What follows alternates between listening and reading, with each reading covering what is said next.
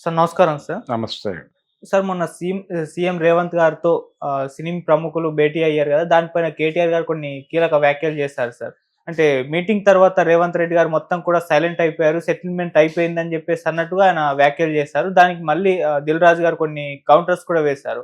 So, KTR గారి వ్యాఖ్యలు చాలా బాధాకరం. సో, అనవసరమైన వివాదాల్లోకి సినిమా ఇండస్ట్రీని లాగొద్దు అని జెప్పేసి ఆయన కౌంటర్ ఇయడం జరిగింది. సో, ఎంటైర్‌గా ఈ పొలిటికల్‌గా తీసుకున్న అంటే సినిమా ఇండస్ట్రీ పొలిటికలైజ్ అవ్వడం, కామెంట్లు రావడం చూస్తున్నాం కదా! దీన్ని ఏ విధంగా చూస్తారు సార్ మీరు? అంటే సినిమా ఇండస్ట్రీ పొలిటికలైజ్ అవ్వటం లేదు, పొలిటికలైజ్ చేయటము అలా కాదు విషయం. హ్మ్.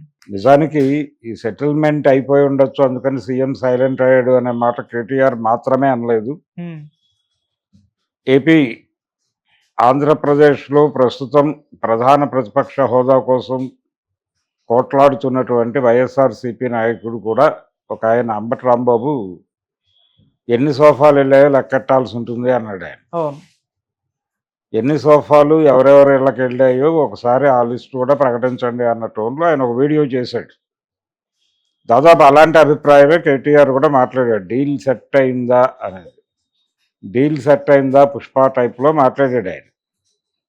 ఇది వివాదాస్పదం. అంటే సినిమా పరిశ్రమకి సంబంధించిన వ్యక్తులే కాదు, ఎవరైనా సరే ప్రభుత్వంతో ఒక వివాదంలోకి వెళ్ళినప్పుడు ఆటోమేటిక్గా వాళ్ళ వెనకాల కొంతమంది మోహరిస్తారు.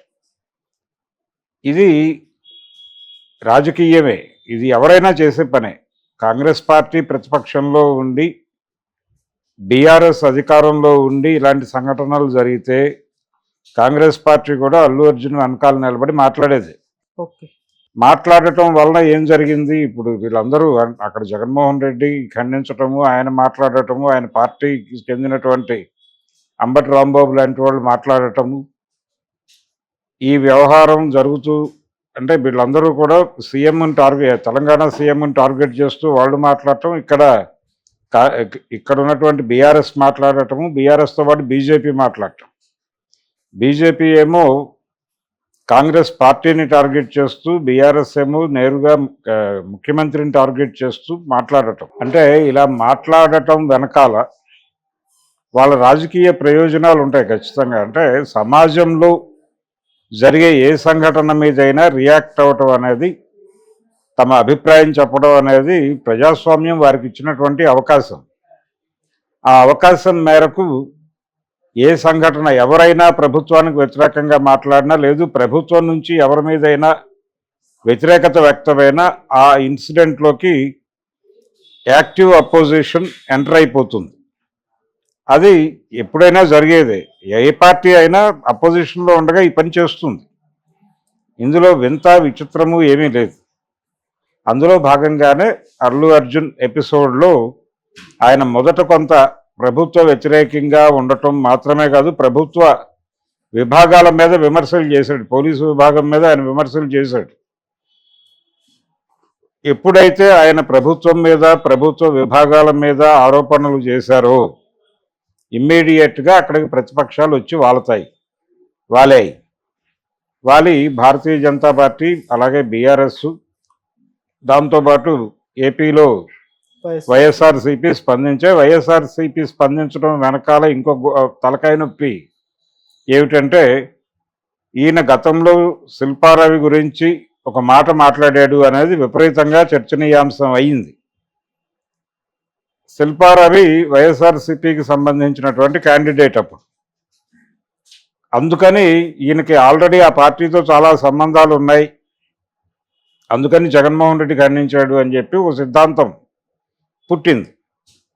అలాగే వాళ్ళు ఎక్కువ ఆతృత చూపించారు. ఈ కేసు ఏం జరుగుతుంది, ఎలా ప్రొసీడింగ్స్ ఎలా ఉన్నాయి అనే దాని మీద ఎక్కువ ఫోకస్ పెట్టారు. ఆ ఫోకస్ పెట్టడం కూడా ఇక్కడ చిరాకు తెప్పించింది ఇక్కడ అధికార పక్షాన్ని. ఆ చిరాకునే ఆయన అసెంబ్లీ వేదికగా ప్రకటించాడు సీఎం గారు. ఇది పొలిటికల్ వారే. ఇప్పుడు దిల్ రాజు గారి గొడవ ఏంటంటే, అయిపోయింది. ఆ రోజున మీరు వివాదాన్ని పెంచారు, ఈ రోజున ఆయన మాట్లాడటం లేదు, పరిస్థితి నార్మల్సీకి వచ్చిందని మేము ఆనందిస్తున్నాం.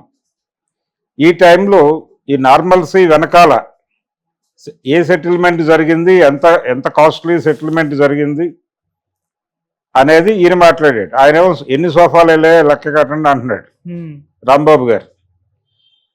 ఇది దాడి. ఇది ఈ టైంలో ఖచ్చితంగా దీని గురించి మాట్లాడాల్సినటువంటి అవసరం ఉంది. ఇండస్ట్రీ నుంచి ఆపన చేశాడు దిల్ రాజు గారు. చేస్తూ రేపు పొద్దున వాళ్ళు మళ్ళీ అధికారంలోకి రావచ్చు. ఈ పార్టీ అధికారం శాశ్వతం కాదు, ఆ పార్టీ అధికారము శాశ్వతం కాదు.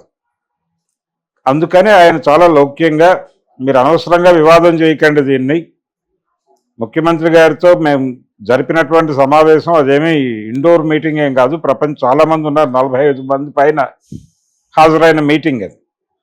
కాబట్టి దానిలో జరిగిన విషయాలు ఏదో హైడ్ చేశాము, ఇవన్నీ కరెక్ట్ కాదు, పారదర్శకంగానే ఉంది. ఇండస్ట్రీకి సంబంధించినటువంటి ఒక గ్యాప్ ఉంది ప్రభుత్వంతో అనుకున్నాం మేము.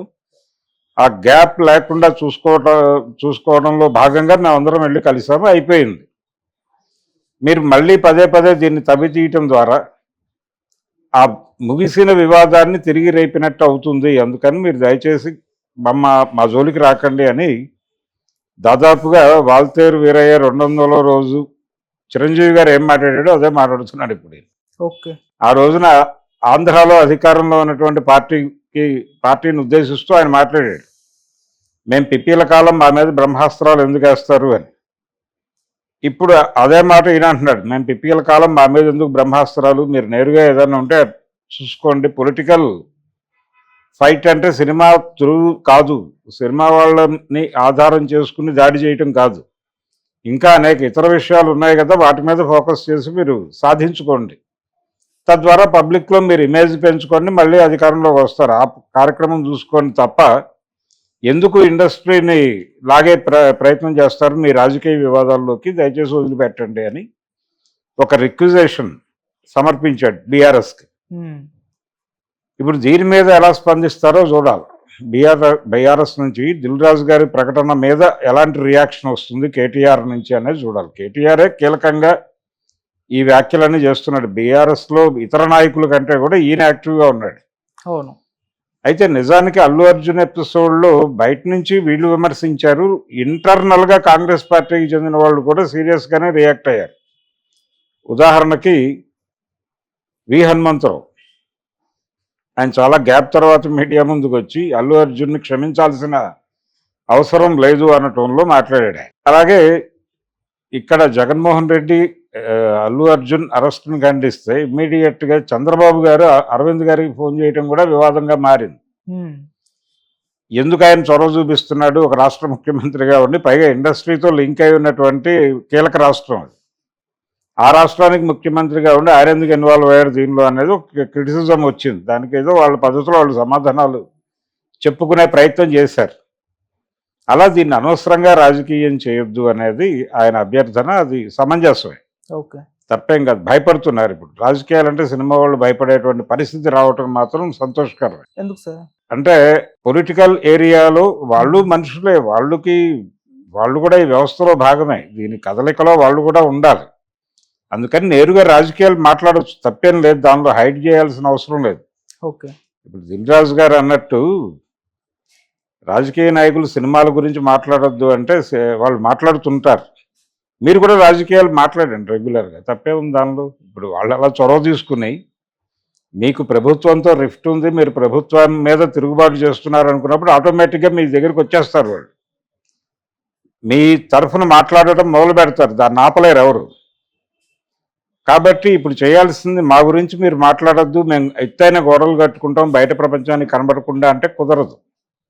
మీరు కూడా రాజకీయాలు మాట్లాడండి, మీరు కూడా పొలిటికల్ విమర్శలు చేయండి, సీరియస్ పొలిటికల్ సినిమాలు తీయండి, మీరు కూడా ఈ సమాజంలో ఉన్నారు అనే విషయాన్ని ప్రపంచానికి చెప్పే ప్రయత్నం చేయండి. ప్రతి సమస్య మీద మీరు స్పందించండి.